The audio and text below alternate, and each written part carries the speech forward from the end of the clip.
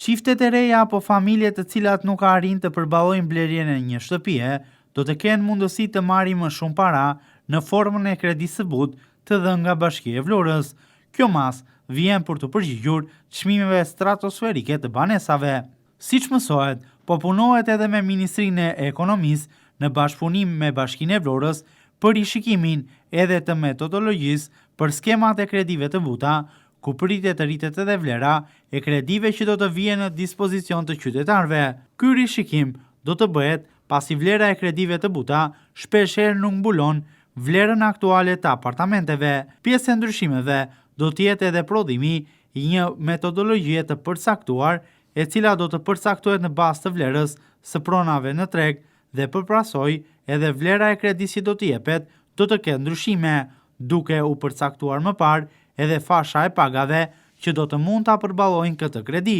Rritja e çmimit të referencës së apartamenteve që ka prekur edhe Vlorën ka sjellë një rritje edhe të vlerës që do të përfitojnë familjet nga kreditë e buta.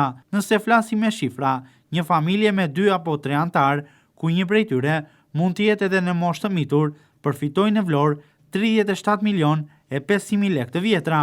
Vlera maksimale e kredisë së butë që përfitohet në Vlorë është e familjeve me 5 dhe 6 antar, që përfitojnë maksimumi 66-67 milion lekë të vjetra.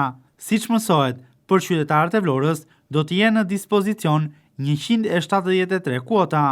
Numri i aplikuesve do të jetë shumë i madh se këto kuota, por do të pranohet vetëm ky numër i aplikantëve që sigurisht plotësojnë kriteret. Aplikimet për kredinë e butë do të kthehen në Bashkinë e Vlorës këtë vit, pasi përgjatë 2024-s kjo skem nuk ka funksionuar dhe nuk ka patur aplikime dhe përpasoj edhe fitues.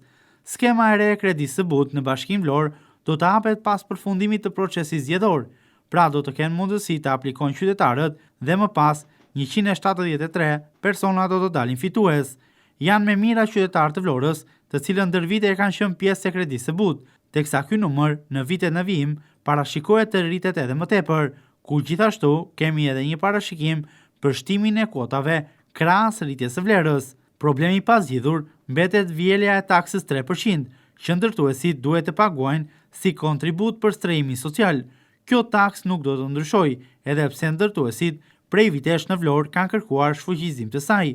Janë 6 programe që financohen dhe përfitojnë qytetarët e Vlorës, si banesa sociale, kredi me kosto të ulët, përmirësimi i banesave aktuale, zhvillimi i një zone strehimi, strehimi i përkohshëm, si dhe programi për mbështetjen e personave me aftësi të kufizuar.